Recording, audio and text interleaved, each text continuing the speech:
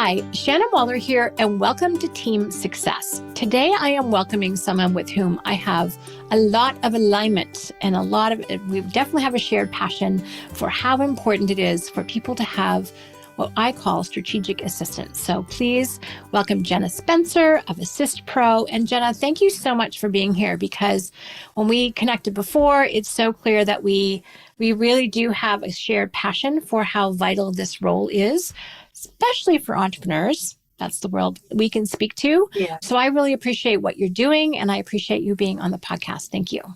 Thank you so much, Shannon. I'm so excited to talk today. Awesome. All right. So we're going to talk about all things that you do. I'd love you to share some of the wisdom that you've gleaned, what works, what doesn't. It's kind of funny that, Dean Jackson says a compelling offer is 10 times more persuasive, powerful than a convincing argument. And I feel like I'm always trying to convince people that they need an assistant. But I think what we need to do today is present a compelling offer. Let's do it. So we'll do that. But before we jump into that, give us a little bit of background, because your origin story of how you got to where you are now is really cool. You've been a client and coach. So I'd love to know just a little bit about where you started and how you got here, because here's a pretty cool place, but I'm sure there's some seeds from where you started. Yes. So I actually didn't know that I was an entrepreneur, and I didn't know that I was a visionary. So looking back on it, hindsight is 2020, right? So growing up, I had a very unconventional upbringing. I was homeschooled. My mother was in direct sales. My family had a family business as well. But I thought I needed to go out into the corporate world, climb the corporate ladder. I needed, PTO and, a salary and 401k and all the things. But as you can imagine, it was very much like round peg, square hole type of situation. I just never felt like I fit, really. Yeah, I was always in a state of frustration.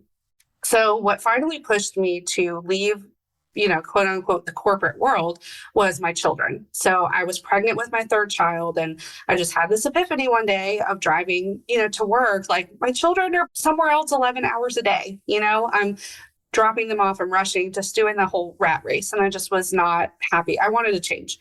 And so I did not start my business then. I actually started looking for a work from home opportunity, which this was way pre-COVID. Nobody was working from home. It was cold calling. That was like what was available. Right. And these two business coaches hired me through a Craigslist ad, and I became their assistant from home. And so I was like, wow, I'm like a virtual assistant, but I was really an executive assistant just who happened to work virtually. Mm-hmm. So as you can imagine, they were amazing business coaches, entrepreneurs, visionaries themselves. And 6 months in, they said, hey, Jenna, in our business coaching community, everybody needs an assistant. They're like, where can I get a Jenna? I need a Jenna. Have you ever thought of having your own company? And something in that little moment, like the seed of visionary and entrepreneur sprouted and was like, hello, yes, we're here. This is our opportunity. And so I was standing in the kitchen with my husband one night, and I had already had women from my network reaching out to me saying, what is it that you're doing? You're with your family. You seem so much happier. And I looked at him and said, I can't not do this. This is on my heart. I have to do this to provide for, to pass this opportunity along.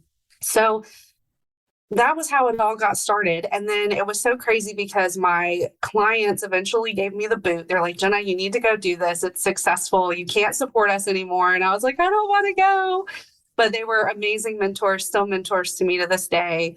And it has just been such an incredible journey. They started referring people to me right away, and, just focused on let's hire really great people and just do really great work. And it's been an incredible ride ever since. And now I'm like, how did I ever work for someone else before? I'm so in my visionary. I'm like a totally different person now. That's fascinating. Well, first of all, kudos. And the people you work for were EOS implementers. Is that correct? Yes, 2 implementers. Yes. That's fantastic. I mean, I just love hearing stories where other entrepreneurs create other entrepreneurs, if that makes sense. Yes. And, 2 men supporting you is very cool. To okay, you need to go do this. And that's not the first time I've heard this. It breaks some of the stereotypes. Yes, it does. Which I really like. So kudos to them if they're listening. Yes. I think that's a very powerful thing to have done. And then, of course, you were ready. You say you're a different person. I'm sure you're just a much bigger, expanded version of yourself. But Yes. that must have been a pretty big transition to make.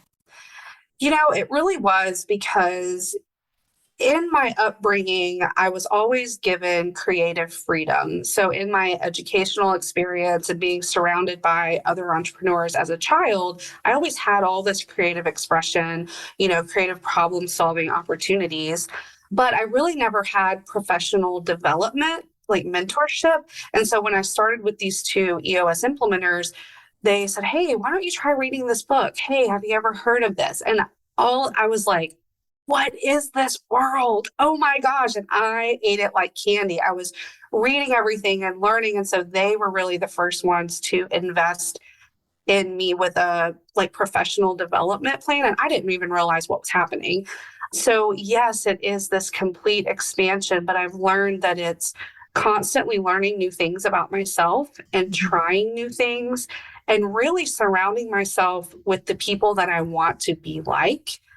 Has made all the difference. And they've really fostered that environment for me. And so it's just been rapid amounts of growth, which has been really cool and a little scary along the way too, but really fun most of the time. Well, I think that's part and parcel of being an entrepreneur, of being a visionary. You're doing things you've never done before. Sometimes you're doing things that no one's done before in your world. So it is scary. There are a lot of unknowns. And I'm pretty much, sounds like a funny statement to me, but I pretty much come down to what I think is the fact that we are differentiated by our nervous systems. And entrepreneurs have an ability to handle risks, uncertainty. They're kind of okay with that. In fact, if things get a little bit too consistent or a little bit too much the same, they get bored. Interesting. And then they start to create messes. Or hopefully if they're in strategic coach, they just set much bigger goals and get excited by those. That prevents them from becoming arsonists, and so they have fires to put out. But it's interesting. I really do think that, some people are calibrated this way or they grow themselves this way. And once they have the opportunity, they jump at it, like you. Other people are like, no, I would never want to do that. They're happy supporting it, but they want nothing to do with that. So anyway, kudos to you for leaping into the unknown and taking that risk, and your husband too, because he's supported you. Yes. With your family, because that's pretty essential. Yeah. You've got your partner there supporting you. So that's exciting. So tell me about your business now. How does it work? Who do you serve? What's important to you in this process? Tell us more about Assist Pro. Yeah. So technically we are a virtual assistant agency, but that's a pretty broad spectrum in today's time. So really, we are executive assistants that just happen to work from home. Mm-hmm. So we support a lot of business coaches, a lot of EOS implementers. And that's really where we got our start, obviously. And we support a lot of visionaries as well. So really providing that right-hand support for our clients with whatever they need. Mm-hmm. So what's really important to us is not just a skill set and a resume and just having someone get the work done. There's lots of different needs that clients have. And so some appreciate a team approach, some appreciate having a solo assistant. So we're really on that end of things. So we provide a dedicated assistant to our client. Nice. And we're really big on the matching component. So it's really a holistic match. Is there, Colby compatibility, and what are personalities, and what's communication style, relationship building style? So really looking at who's going to be the best holistic match for our clients so that they are getting the best support that they need. Because by supporting EOS or by supporting business coaches and visionaries, they really need a lot more than just business support. It's like work, life, self, because for business coaches, a lot of times they're working with clients, Monday through Friday, 7 or 8 hours at a time. And there's life going on outside of that. And so we do provide a lot of personal support for our clients as well, so that as they're with their clients, because they're giving so much to their clients and leading them, we're kind of the person that has their back. We're who's supporting them in whatever area they need behind the scenes. That's exciting to me because I'm pretty careful to keep those things separate. Mm. So I have one that works with me. We were in person until we went virtual. So almost everyone, if they did have an in-person assistant, it's now virtual by nature of things. Yes. But again, it's kind of both. But I'm kind of very careful not to cross that personal line very often. So that's exciting. Yeah. And I appreciate that life's happening around them and they want to serve their families and themselves as well. So to help with those things, I'm kind of like, woo, that's cool. Yeah. Visionaries a lot of times are the business owner, and then business coaches are running their own practice. And so, I'm a firm believer that kind of in this trifecta of like work, life, and adding the self component. Because I know for me as a woman, when I think of life, I'm thinking of my children, my husband, my animals, my schedule. It's not necessarily myself and refilling my cup. And so, in thinking about that, you know, wherever you need the most support is going to help you show up as your best self in all three areas. And Right. so that's why we really lean into that with our clients, because some of our coaches need help with their practice. They need client service. They need email and calendar. But some are like, I really just want to remember my anniversary and do a weekly date night and get all my kids' sports schedules on the calendars. And so wherever they need that support, it's going to help them show up better on the other side of that. Nice. Nice. There's but 5 different directions I want to go in right now. Too many thoughts jamming in at one time. So I want to go back to the compatibility because I find that to be extraordinarily important. And having kissed a few frogs myself, I understand how critical that is. And I love that you do Colby. Yes. You Colby your clientele, you Colby Yes. your assistants. And I think that's so vital. And Colby, if anyone's not familiar, Colby is spelled Kolbe, not Colby the cheese. And it measures how you strive, how your mental energy plays out. Does not measure intelligence, nor does it measure personality. You can be intelligent or not. You can be extroverted or introverted. Doesn't matter. You can have the same Colby result as someone else. Mm-hmm. So it's very important to measure, but it's so incredibly accurate. And kind of like you, I won't coach anyone, especially one-on-one, without knowing their Colby. Mm-hmm. That's just not going to happen. Yep. Because I might give one person one type of advice, another person completely different advice, even though they have the same role. So I want to make sure I want to personalize my coaching. And when you're measuring how people strive, super important to make sure that there's a fit. Yeah. And then I'm also a big fan of personality fit. Yes. Intelligence doesn't hurt either. But that's kudos for actually going to that level because not everyone does. And I think, we can like each other. We can both be smart. But when we start doing something together, which is what Colby measures, it kind of matters. Yes.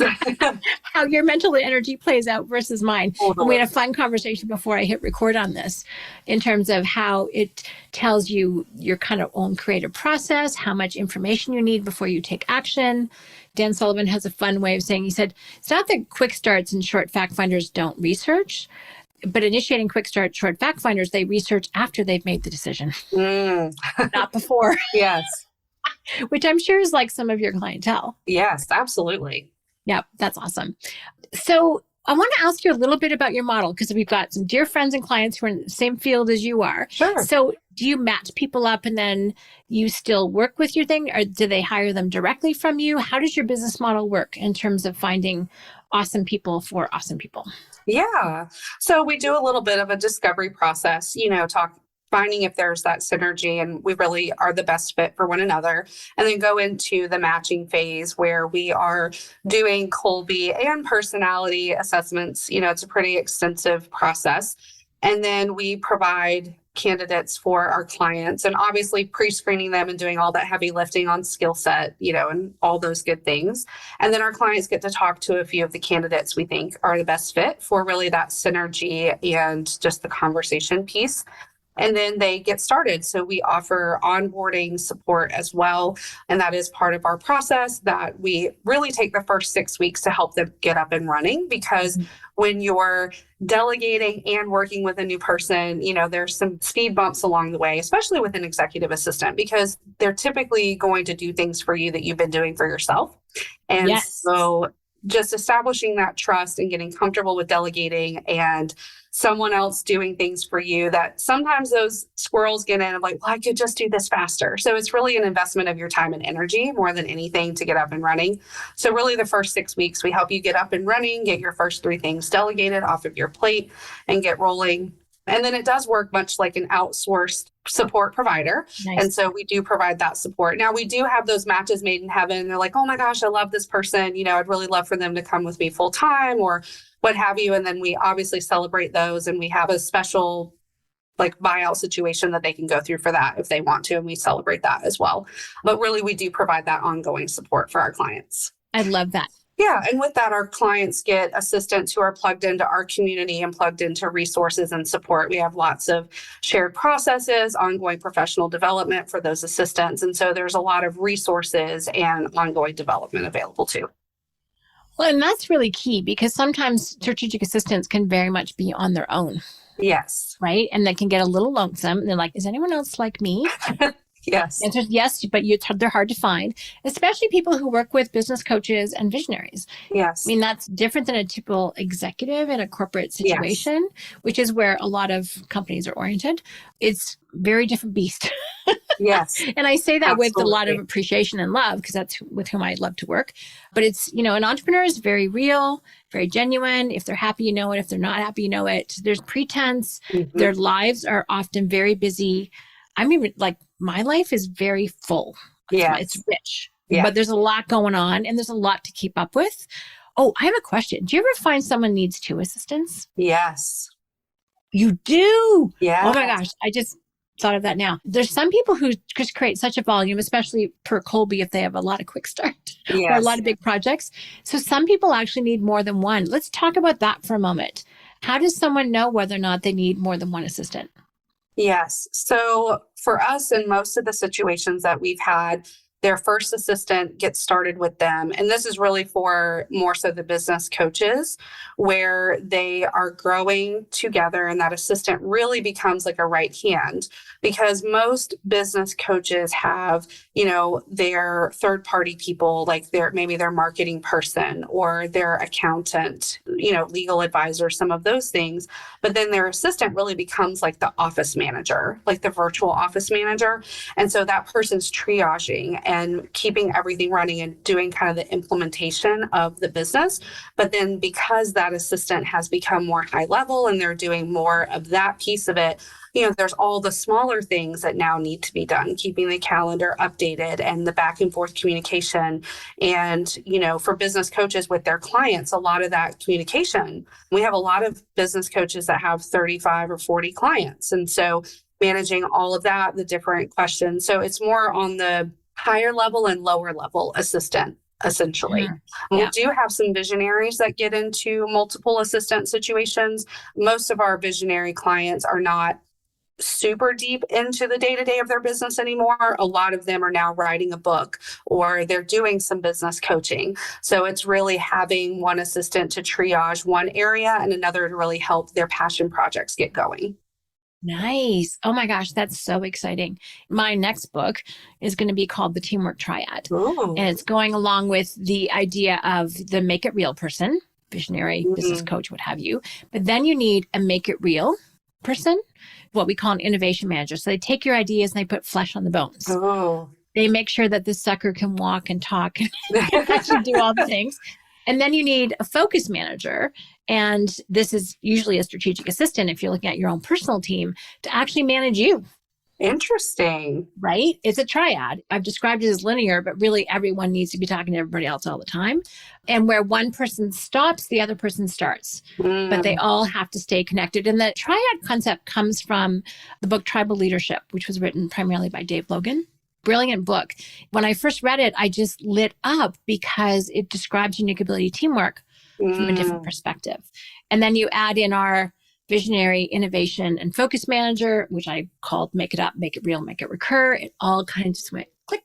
But that's kind of what you're describing is someone who can make that passion project real, but the entrepreneur still needs someone who's going to manage them. I think of it as Katrina, my brilliant support partner. She manages me. Technically, I manage her, but that's not actually how it plays out. Right. Let's be clear. And my assistant, actually, her name is Shannon, and she does a tremendous job of managing me. Some days I'm like, wow, she just got me to do that. And I feel like I was parented a little bit. It's so amazing. I love it. I'm like, oh, this is great. I know, right? I look at the number of things I pull off, which if I was in charge of organizing that, I'm sorry, it would be a fraction, small fraction. Right. But I think we counted 53 things in 5 weeks, but I was on free days for 2 of those weeks. Nice. I'm like, how the heck did all that happen? Yeah. Because Katrina organized it, put it in my calendar, had me all set up so I could just hit play and go. Yep. So I love the increase in productivity. So I want to make a little bit of a compelling offer from both of us as to why someone should invest in a strategic assistant. And I'm using that term, but let me just use support partner, assistant, whatever we want to. Strategic assistant is a coach term, because it's often the last person they invest in. They've got an entire company full of people, right? Mm-hmm. They've hired their legal, they've hired this, they've hired the that, but often it's the last person. Mm-hmm. So why should someone invest in an assistant? What's the payoff that you've seen, and what difference does it make from your standpoint? So just from the pure emotional side, I will say that you deserve it too. Because leaders and coaches, they are all the clients that I know, all the great leaders that I know, they're worried about everyone else. They're investing in everyone else. They're taking care of everyone else. They're leading, they're making the tough decisions, and they're leaders at home. They're leaders at work. They're naturally leaders wherever they go.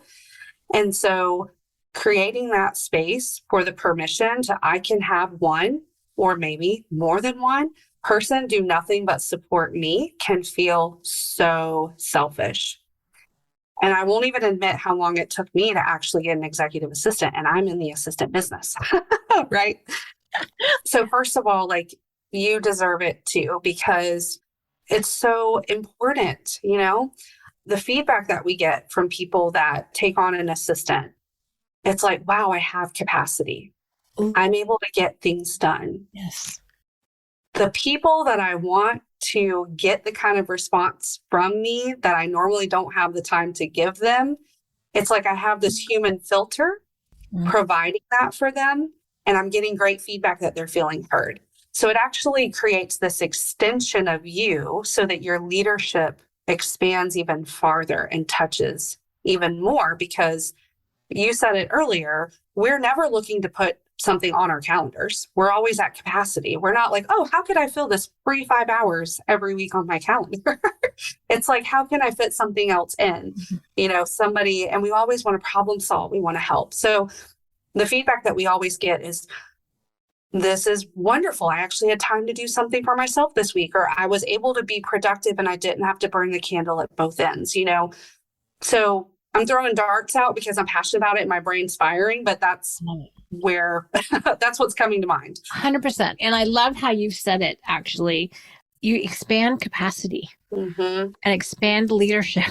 I mean, yes and yes. I think that's amazing. And I think you get to also, my experience is you get to show up as your best self. Yeah. You know, you're being supported.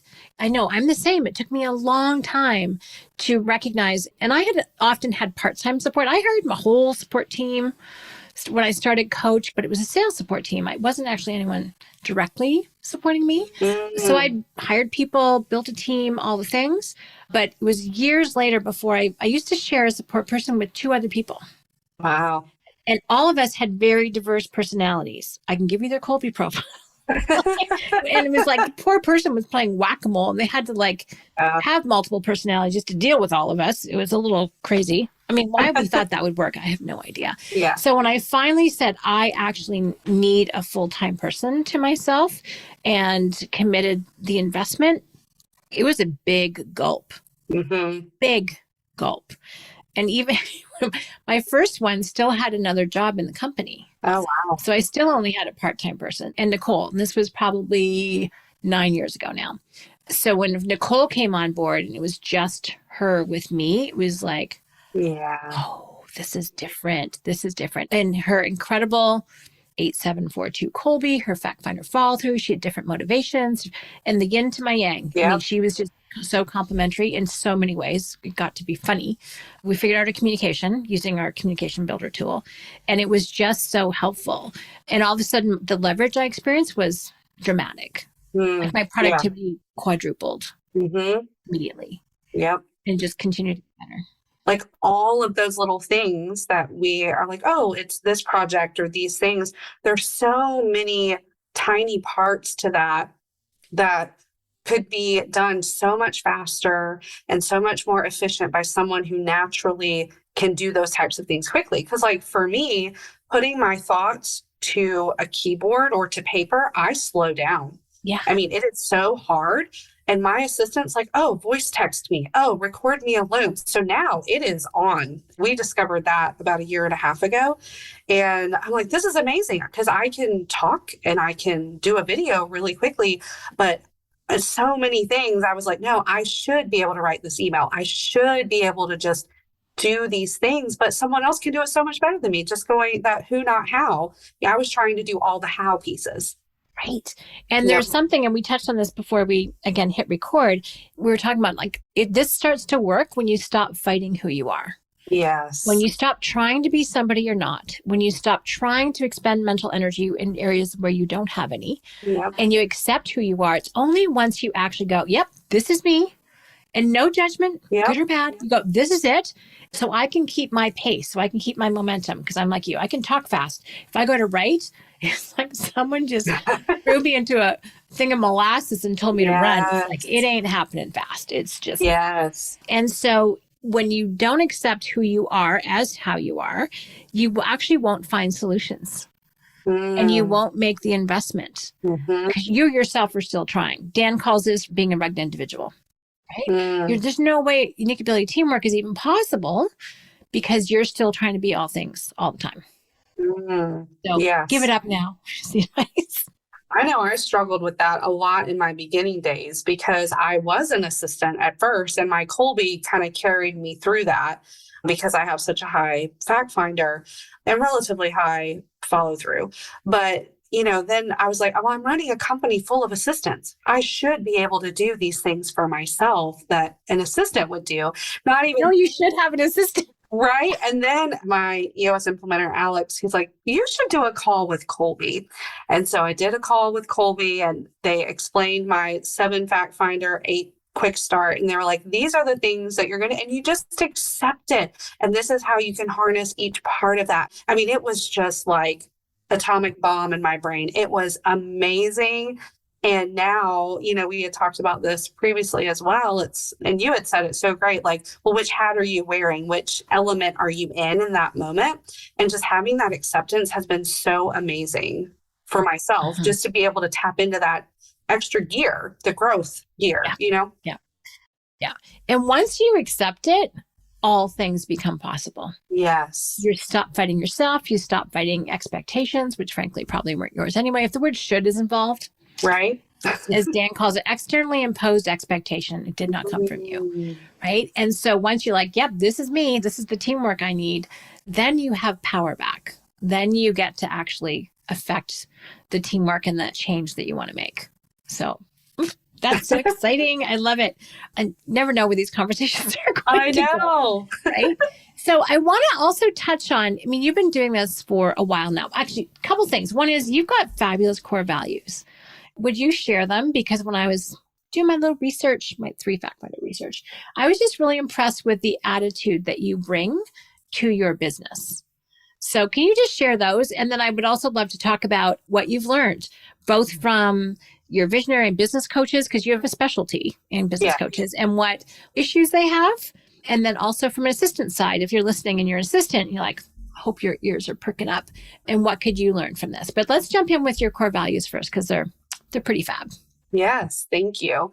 So our core values are so important to us because we are working in a very personal relationship with our clients, right? Because we're providing professional and personal support, and our assistants are delivering that to our clients. So our relationship with our assistants and clients is just so important, both individually and then that relationship together. So our number one core value, well, it's my favorite, is just here to serve, because we are here to serve. That's what we do. All of our assistants have a heart of service, and we want to be that person behind our client that is leading and serving others in their world.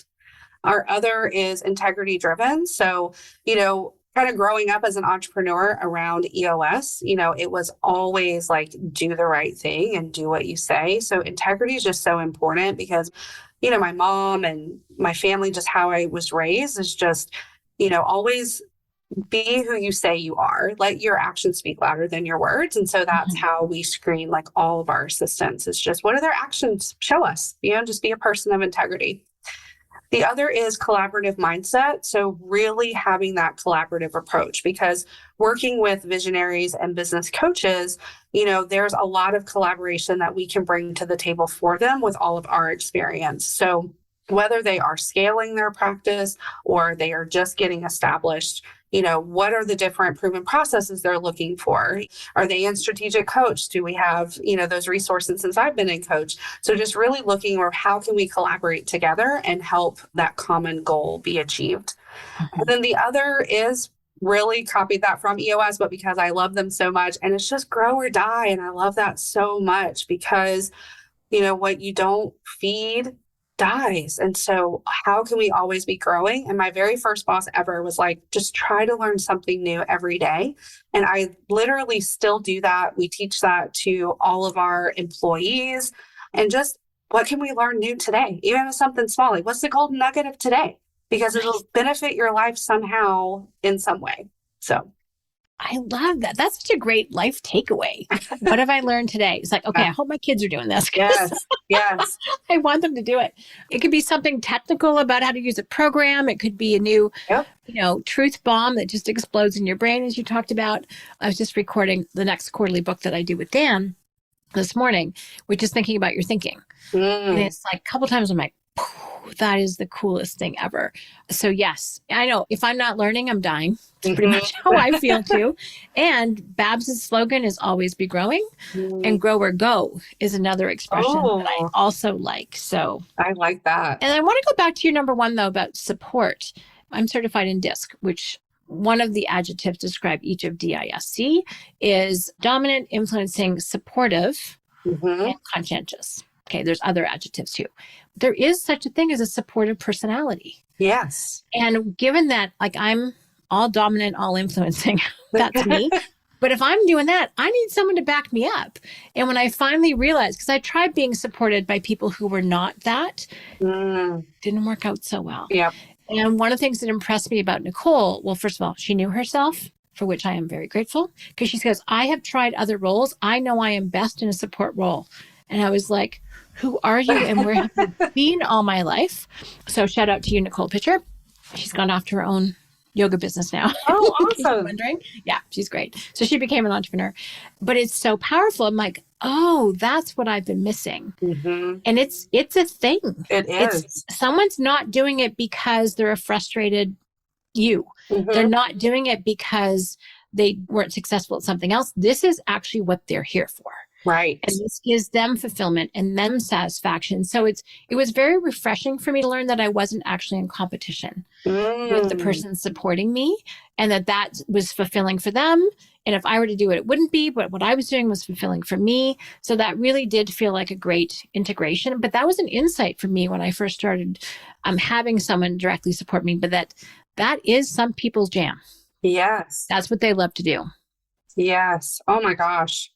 And, it's so interesting to me because we get a lot of assistants that really doubt themselves sometimes. Like, well, I don't have a resume that, I haven't been an executive assistant, but I love supporting my family. I schedule all of our travel vacations, and I run my house this way. And so when we were getting started, a lot of those assistants are still working through us to this day. And I love the relationships that we have with them, but that's what they love to do. And so I always tell my clients that once an assistant knows you, it actually doesn't matter what you go on to do.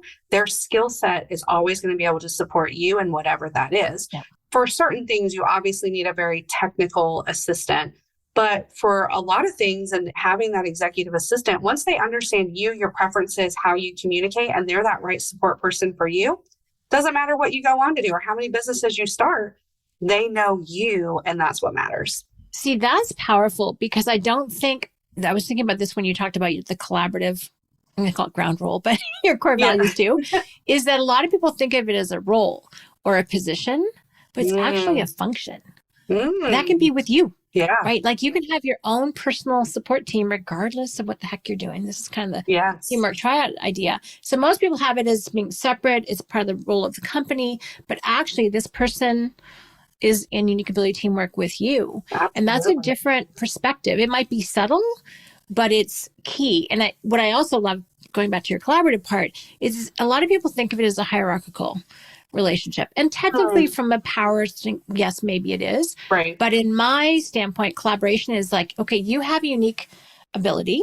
You have unique skills and talents I don't have. And I've got mine. How can we collaborate? How can we coordinate? So that's why I actually called Katrina my support partner, because I don't want a manager. I want someone to manage me. And also, she's my collaborator. She's my partner. I want someone who is capable and confident in her area as I am in mine. Right? Like, and I love how kind of the stereotype is changing for assistants. Gone are the days of like, go get my coffee and my dry cleaning for me assistants. And I'm reminded of this every time I look at my calendar, because I'm like, how my Shannon figured out how to get tennis on my calendar every day and for me to be a mom. And I'm doing all these things for work. Like, she is a magician. I don't even know how she makes that happen. I just know that I sit down at my desk, I look at what's on my calendar, and I do what's in there, and all the things get done. But yeah, I'm living life and playing tennis and raising 3 children. So I love how you actually say that. So that's a really great nugget for me, my support partner, because it definitely is not that situation. Like, we really are partners, and what she brings to the table, she's doing it way better than I ever did, clearly. 100%. Just a little thing about the naming, which I kind of find fun. So I was stealing a term that I heard from Tony Hsieh, and that was CEO of Zappos. And he had someone, and I think it was Scheduling Ninja, but it was Ninja. Nice. And so I applied this to Nicole. And if you ever remember Nicole, she's got blonde, wavy hair, looks a little more bohemian, mind that is razor sharp, make no mistake. And she said to me, she goes, the word ninja just doesn't quite feel like me. She said very politely, because of course I would love the term ninja. So I was, projecting onto her. And I'm like, okay, well, let's come up with the term. So finally I came up with scheduling goddess, which totally suited her. And then we played around with support partner. And for her, because given she had 4 strategic thinking strengths and per Clifton strengths, with strategic support partner. So that was her title. Wow. And sometimes I'm like, let me introduce you to my scheduling goddess, which was kind of fun. And it's playful, but it's unique ability focused. But it totally elevated her to be clearly much better than I was. Dan has a great expression. He goes, my security clearance doesn't go that high. Which is true, if anyone's wondering, for me and for Dan. I think when you start to see it as a compliment rather than, the old version. So yes, I completely agree. It's wonderful to transcend that pretty limiting old approach. Yes. And to my mind, that actually gives me more confidence as someone who works with a support partner. It's like, we can be collaborators. We can be partners for one another. And I can count on you, and you're going to be happy doing what you're unique at, to free me up to do what I am. But I love what you said, like, how can I have this great life? And you didn't have to organize it. Shannon did. Yeah, it's amazing. I have exactly the same sense. Some days it's like, I have my cake and I'm eating it too. What's going on here? But it really is the power of having a great assistant, having a great partner, someone with those strengths that I don't have. I love it. So last thing I want to talk about is, so I think we've talked about why. Yes. We've definitely, made a compelling offer about that. So thanks to Dean Jackson for that concept. But let's also talk about, from an assistant standpoint, if someone's a strategic assistant and they're working with a visionary or a business coach or another kind of, leader, what do they wish visionaries and what do they wish people would know? Like, what are some of the obstacles that assistants face when they're trying to do what they're best at? What are some of the obstacles that you see, especially in like those first 6 weeks that you talked about? What are some of the things that we have to retrain, for those of us that are leaders? What do we have to shift in our thinking or actions to make it work better? That is a great question. So I think the biggest one is that, so I'll speak just from we perspective, we assistants, that we can't do everything all at once right away out of the gate. Because with visionaries, it's like, okay, great, here's everything. And then, we're moving fast. So a lot of times it's out of our head and we're like, oh, great. And so then it's like reality sets in a little bit. And then it's like, oh, wait, okay. we have to work through this and kind of get up and running. So my rule that we do in all of our onboarding and all of my teaching at Assist Pro is the rule of 3. Mhm. So delegate 3 things at a time, no more, no less. And out of those 3, what's the one that you really want as like your priority? And so really understanding that it's just not going to happen overnight with everything. So we can download all of that information and say, and paint the picture of great, here's where we want to be, but then building out just the realistic like timeline of how long it's going to take to get there. Mhm. So depending on, that timeline, really like 6 months is where you can hit a good groove with majority of what you want to delegate. The other is really know what it is that you want to delegate. So take that time to write out or get it out, visually, audio, however, of what it is that you want to delegate, because sometimes we will realize that it's actually a responsibility that you're delegating and not just individual tasks. Right. So, thinking about how you delegate, we want to be in that spot where you're not asking repetitively for that thing to be done, but you've actually delegated that responsibility.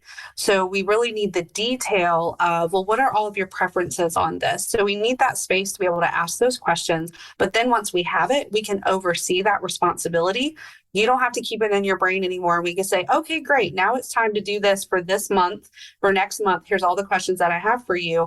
And then we're streamlining, we're working a lot more efficiently and quickly. And being able to be that better support person for you is really that other piece. And then when we say, hey, I could do that for you, and it's like, no, I could do that. Just say, sure, why not? Go ahead, take a stab at it. I love it. Listen, let me just bottom line that for me too. This is so deadly, especially for someone with a Kolbe profile like mine, 3295, which is like, okay, just because of the speed of me communicating to you is not the speed it actually takes to get done. Yes. So remember that things take time, especially since I tend to do, okay, what's the quick and dirty solution?